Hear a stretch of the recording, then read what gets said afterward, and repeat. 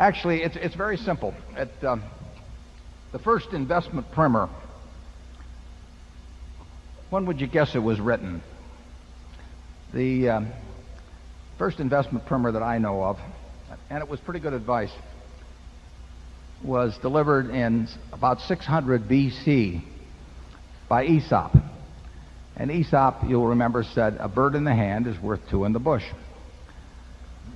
Now, incidentally, Aesop did not know it was 600 BC. He was smart, but he wasn't that smart. Now, Aesop was onto something, but he didn't finish it, because there's a couple of other questions that go along with that. But it is an investment equation. A bird in the hand is worth two in the bush. He forgot to say exactly when you were going to get the two from the bush, and he forgot to say what interest rates were that you had to measure this against. But if he'd given those two factors, he would have defined investment for the next 2,600 years, because a bird in the hand is, you will trade a bird in the hand, which is investing. You lay out cash today, and then the question is, as an investment decision, you have to evaluate how many birds are in the bush. You may think there are two birds in the bush or three birds in the bush, and you have to decide when they're going to come out and when you're going to acquire them. Now, if interest rates are 5%, and you're going to get two birds from the bush in 5 years, we'll say, versus one now, two birds in the bush are much better than a bird in the hand now. So you want to trade your bird in the hand and say, "I'll take two birds in the bush," because if you're going to get them in 5 years, that's roughly 14% compounded annually, and interest rates are only 5%. But if interest rates were 20%, you would decline to take two birds in the bush 5 years from now. You would say, "That's not good enough, because at 20%, if I just keep this bird in my hand and compound it, I'll have more birds than two birds in the bush in 5 years." Now, what's all that got to do with growth? Well, usually growth people associate with a lot more birds in the bush, but you still have to decide when you're going to get them. And you have to measure that against interest rates, and you have to measure it against other bushes and other equations. And that's all investing is. It's a value decision based on what it is worth, how many birds are in that bush, when you're going to get them, and what interest rates are.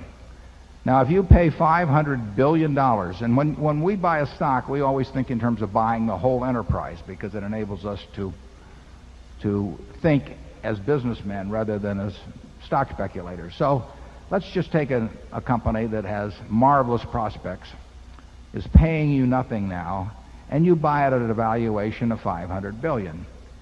Now, if you feel that 10% is the appropriate rate of return, and you can pick your figure, that means that if it pays you nothing this year, but starts paying next year, it has to be able to pay you $55 billion in perpetuity each year. But if it's not going to pay until the third year, then it has to pay you $60.5 billion in perpetuity to justify the present price. Every year that you wait to take a bird out of the bush means that you have to take out more birds. It's that simple. And I question in my mind sometimes whether people who pay $500 billion implicitly for a business by buying 10 shares of stock at some price are really thinking of the mathematics implicit in what they are doing. To deliver, let's just assume there's only going to be a 1-year delay before the business starts paying out to you, and you want to get a 10% return, and you pay $500 billion. That means $55 billion of cash that they have to be able to disgorge to you year after year after year. To do that, they have to make perhaps $80 billion or close to it pre-tax. Now, you might look around at the universe of businesses in this world and see how many are earning $80 billion pre-tax, or 70, or 60, or 50, or 40, or 30, and you won't find any. So it requires a rather extraordinary change in profitability to give you enough birds out of that particular bush to make it worthwhile to give up the one that you have in your hand. Second part of your question about whether we'd be willing to buy a wonderful business at 4 times earnings, I think I could get even Charlie interested in that. But let's hear it from Charlie. I'd like to know what that is. He was hoping you would ask that, the fellow that's got all his net worth in his stock and who has a captive audience. Tell us what it is. You got to tell us. We're begging you. You want the name of the company? We want the name of the company. We're Okay. dying to get the name. Wait till I get my pencil out. Okay. It's called National RV, and it's based in California, and they sell recreational vehicles. Okay, well, you've got a crowd of people who have birds in the hand, and we will see what they do in terms of National RV. Charlie, do you have anything further on growth and value, et cetera? Watch him carefully, folks.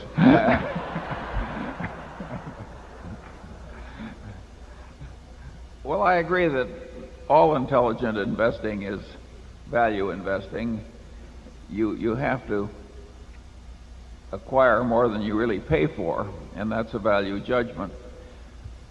But you can look for more than you're paying for in a lot of different ways. You can use filters to sift the investment universe, and if you stick with stocks that can't possibly be wonderful to just put away in your safe deposit box for 40 years, but are underpriced, then you have to keep moving around all the time. As they get closer to what you think the real value is, you have to sell them and then find others.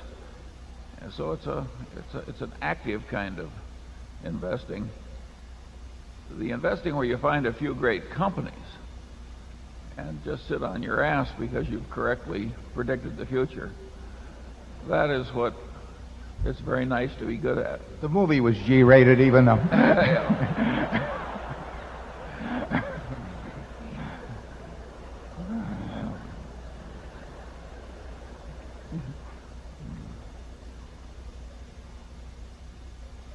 Is that it, Charlie?